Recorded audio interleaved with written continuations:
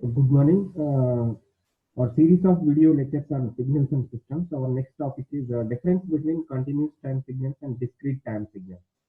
So the basic difference between the continuous time signals and discrete time signals is that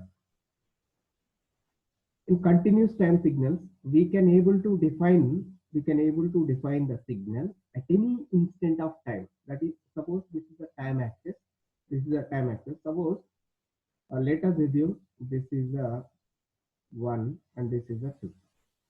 So 2. Suppose I'm going to represent the signal is x of t. X of t. So if I have a value, it is a zero point 0.5. Let us assume its value is 0.5.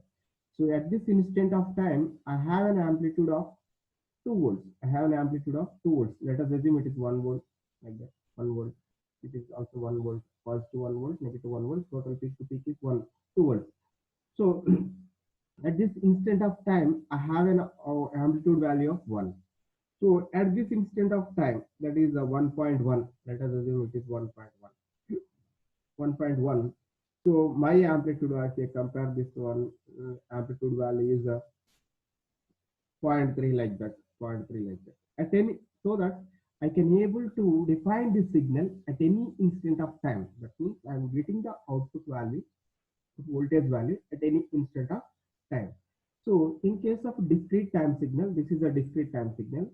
We can't able to define discrete time signal at any instant of time. At particular instant of time only we can able to define this discrete time signal. Suppose it is a 1.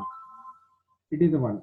So I am going to define the signal at this point. Means I am going to define at this point means it is not possible because its value is 0 at this point. Suppose it is 1.5, 1.6. I am going to define 1.6 value, so I can't get a value. Okay, this is a basic difference between the continuous time signal and discrete time signal. Continuous time signal, we can able to define at any instant of time. Discrete time signal, we can able to define the signal at a particular instant of time only.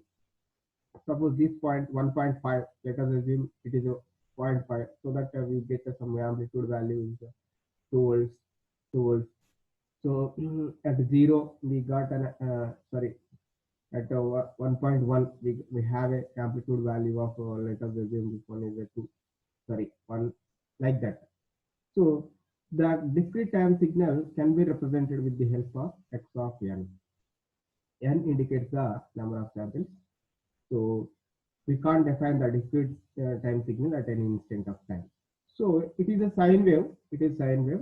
So sine wave, continuous time signal is sine wave. So let us assume sine wave, triangular wave, or sphere, whatever it may be, it is continuous time signal. So I'm going to write the equation for sine wave. Sine wave is equals to amplitude A into sine of amplitude A into sine of omega t plus phi. This is a sine wave equation. So suppose this phi is an indicates the angle. So angle is 0 degrees. Let us assume the phase shift is 0 degrees.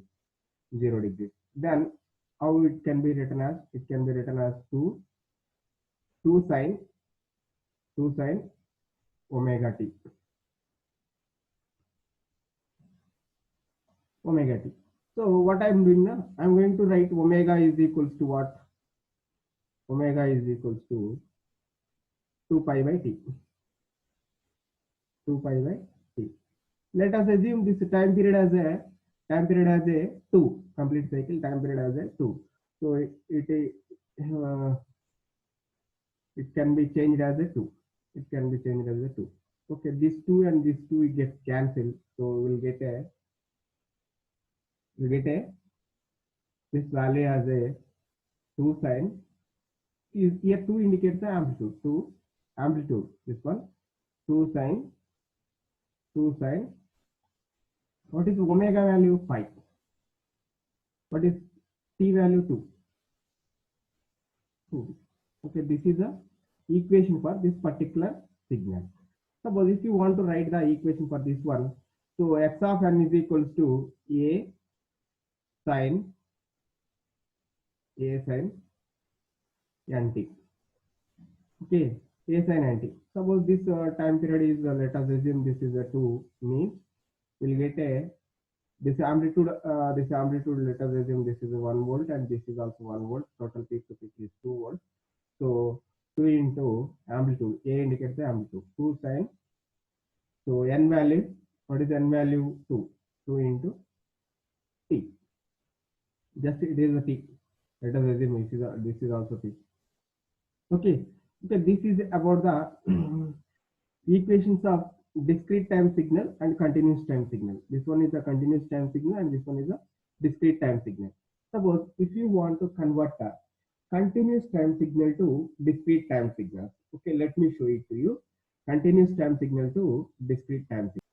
Suppose if you want to convert the continuous time signal to discrete time signal, means you need to multiply the continuous time signal x of t, continuous time signal, with an impulse signal, right, pulse signal. So this constant pulse, this constant 1 volt, let us assume this 1 volt pulse is going to convert, if you multiply these two signals, it is going to convert this continuous time signal to discrete time signal. Let us assume we'll get output as like this.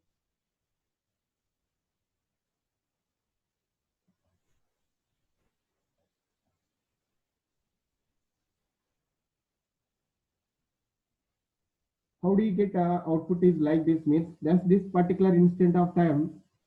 So come here, particular this particular instant of time, it is having the value as 1 and it is also having some value. So that we'll get that value here. Okay, during this interval of time, its value is 0, 0 into something, we'll get a 0. So here we get a 0. Here we have a pulse. So if you multiply with this one, we'll get a, that value. So here also we have a pulse, we get that value. Here we have a 0. So 0 into this particular area value, we'll get a 0. Like this, we can able to convert a continuous time signal to discrete time signal.